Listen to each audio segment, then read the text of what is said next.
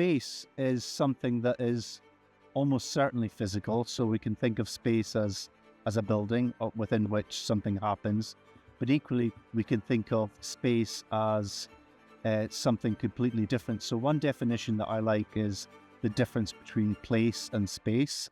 So space is sometimes referred to as something that's empty, whereas place is sometimes referred to as something that happens when meaning and context and understanding takes place within a space that makes it not just an empty space, but a place in which people are potentially, going to learn in.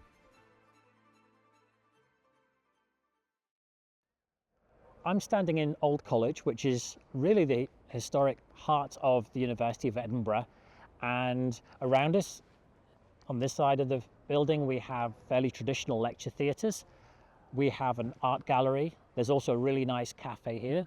There's a nice grassed area.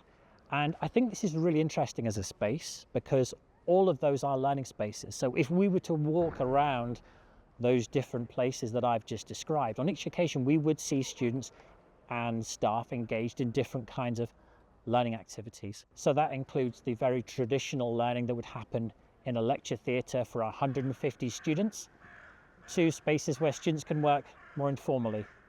I think learning spaces can be obviously anywhere that learning happens, but in the context of universities, we tend to think of them as quite formalised spaces, often bounded spaces, classroom spaces, or bounded online spaces on platforms and so on. And I think at the moment it's interesting in higher education anyway, we're starting to think a little bit differently about what might constitute a space for learning, and having lots of conversations, certainly within this university, about the future of learning spaces, in which we're thinking about quite radically different models like outdoor teaching spaces, how we might use the spaces of the city to do teaching, and using the city as a learning space in different ways. I'm always very excited about moving outside the traditional academy and the safety of the seminar room, and working in less predictable, messier, more chaotic spaces, such as the contemporary city. So I find that the urban environment is a particularly interesting and productive space for learning and teaching to take place. A learning space is anywhere where educational activity happens. And educational activity, well, that could be teaching, it could be writing, research, thinking, working through an idea. And we do these kinds of educational activities in all sorts of different settings. So really, a learning space can be anywhere that learning happens. And something I think is really interesting is the way that digital technologies increasingly enable us to do a wider range of learning in different settings, and particularly in settings away from the classroom and the campus and conventional spaces for learning. I see a learning space not as a physical thing, but as a sort of mindset of how students and learners see themselves learning. So I used to work at the University of the Highlands and Islands teaching music online mostly. It was a blended learning course. So we didn't have a physical space where we worked. The students were all working online. The lecturers were all working online for the most part. So that learning space was actually where we all came together, online rather than a physical space. We have modelled sets in a virtual world using a program called Vectorworks for quite a while, and we do that to solve three-dimensional spatial issues, how things may come on and off stage, and how things are rigged in the 3D world. The change recently has come from using virtual reality headsets, because some people who aren't used to looking at plans, the directors and the designers, for example, who are more conceptual, putting the headset on and looking around the set, standing virtually on the stage, looking around the set, sitting in the auditorium seats, really helps see the set before we spend time building it and setting all the elements in their final positions. I think it's unlikely we're going to get to a point where there's going to be no physical learning spaces, because there's still obviously the accessibility issue. Not everybody can work online for many reasons. They might not have the the digital literacy to be able to do it, they might not have the equipment to be able to do it. And I think it's really important that we don't just think about the context in this country, for example, that we're thinking more worldwide than that, and that our context is not the same as everybody else's context. So I think there's always going to be a place for the physical in teaching. For me in my work in outdoor and place-based education, I'm really interested in finding out what places have to offer in terms of what we might call their affordances. Some of the best learning I've done has been sat in a dingy coffee room, listening to people combine ideas in a way I never thought I would hear them combine it. I have been really interested in setting up a number of courses recently where we invite students to head out into some of the spaces that are within the city where the university is based. For example, this morning I had some students working out on the meadows, the big common green space in the middle of the city next to the university. So all sorts of different places within the city have been used by these courses, and my tutors are working with these students in different places all the time. Yeah, so teaching in unusual spaces, not so much at the university. Universities don't tend to have particularly exciting spaces, although that, in fairness, is changing in recent years, but we still have a predominance of lecture theatres and enclosed seminar rooms. But back in the day, a long time ago, when I was briefly a school teacher, and I used to really like to try to get outside, but I used to get out and try to do, practical maths outside. Partly because I like going outside, but also because I thought you do learn differently outside. It's the most exciting thing that we do, is get out into the real world and study in there. I think that a learning space in our context is very much a space of creative inquiry and exploration and experimentation. A lot of our learning is workshop based, so we're working very practically in rehearsal rooms and in theatre spaces. But also in spaces that you might not always expect to have performance in. So for example, working outdoors, we make some site-specific performance, also work in community contexts. So a lot of work in the building, in rehearsal rooms and spaces, but also beyond. And I think that's representative of what our graduates go on to do, which is to work in wider social contexts. I often find museums to be really inspiring spaces for learning. I can be inspired as I walk through an exhibition or a gallery. I like to go to museum cafes where I can sit and write and think. I find that it's really important to change mode and to change location quite regularly when I'm working. After I've done a little bit of work, I might need to put some different music on just to change the atmosphere. I might need to go and sit in another room and do some work there for a bit. Or I might need to take myself to a cafe, or indeed get on a train and go to a different city, maybe come into Edinburgh and spend some time at Edinburgh Futures Institute. Most of my teaching happens online. So I teach on a fully online master's program with students who are located around the world. However, in some of my teaching, I also teach classes that are delivered in hybrid mode. So that means that there are some of the class located in the same physical classroom as I am, but at the same time, other members of the class are joining online from different parts of the world. In terms of looking at the future and what the spaces look like, I feel like there'll always be a bit of a mixed model, that there'll always be a place for that physical experience and visit, although it will increasingly become more hybrid, that type of engagement.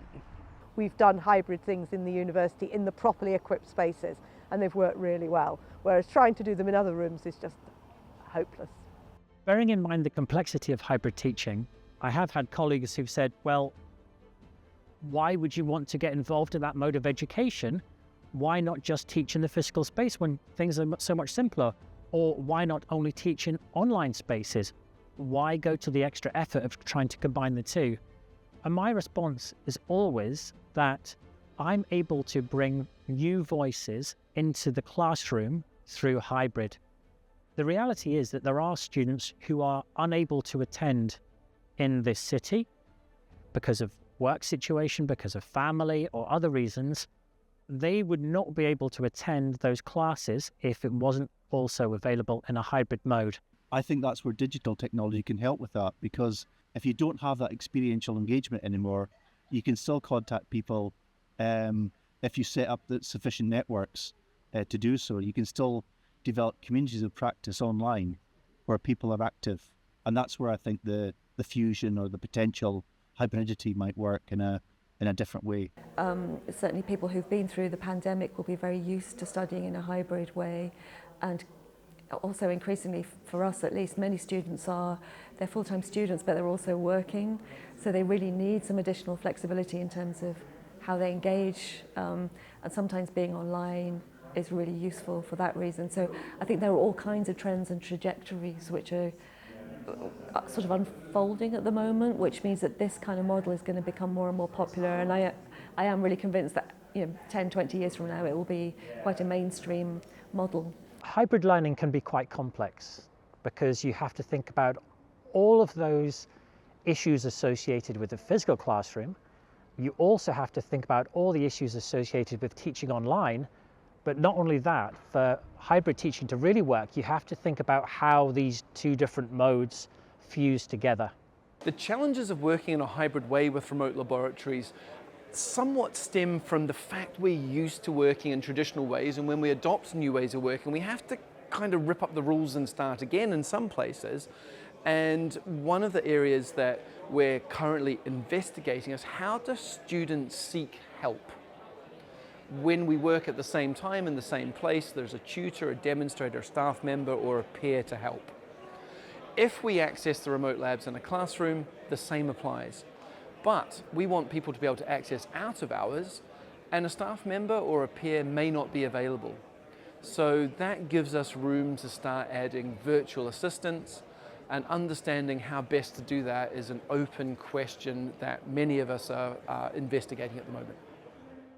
Digital technologies have certainly changed our spaces for learning, and I would say perhaps the most significant change is that the proliferation of digital devices, the availability of Wi-Fi, the amount of educational and other material that's available online has, if you like, lessened the boundaries between the university or the school and more informal spaces of learning. So much more learning now happens away from classrooms and campuses, as we have the technologies and we have the pedagogies to enable learning to happen in many, many different settings. One of the great things about digital technology is that I work with an international group.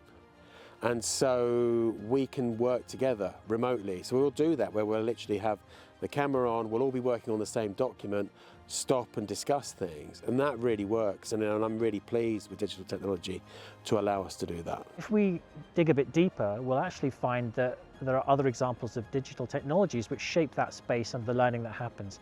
We need to think about the sound, and we need to think about the software that's enabling teaching to happen. But when those students walk into the lecture theatre, many of them will be clutching a smartphone. Many students will also have a laptop. There's internet connection, and therefore, whilst to look at this space, it looks like a fairly traditional space that hasn't changed for perhaps 100 years. In actual fact, it is quite a richly digital learning space. I think our definitions are shifting, and the digital change is part of that as well, because we're obviously having lots of conversations about the nature of online learning spaces and how those are changing. Obviously the biggest change that's happened in my lifetime, in my working lifetime, is the move from analog to digital. That hasn't in many ways changed what I do, it's just changed the tools. However, the advent of cheap laptops, where once I would have had to take out a mortgage the size of a house to build a studio, I can now buy a laptop, means that I can do a lot of the work that I do not in a specialised space. I've always been preoccupied with the relationship between the live body and the mediated in my own practice and research, but also in my teaching. And I think that very interesting things can happen when those things are side by side. A challenge we had, particularly during the COVID-19 pandemic, was how do we teach live performance online? And what emerged from that was really exciting and innovative work. And my sense is that probably to an extent there's going to be less mobility longer term, in that people will not want to travel for reasons of climate or wealth inequality or whatever. So we need to open up the potential for online distance students, but we also need to recognise that the space of the campus has sort of symbolic importance, and some people do want to come to the campus and be on campus. So for me, the big challenge there is on how do we do both together in a way which is robust and enjoyable in terms of teaching and learning.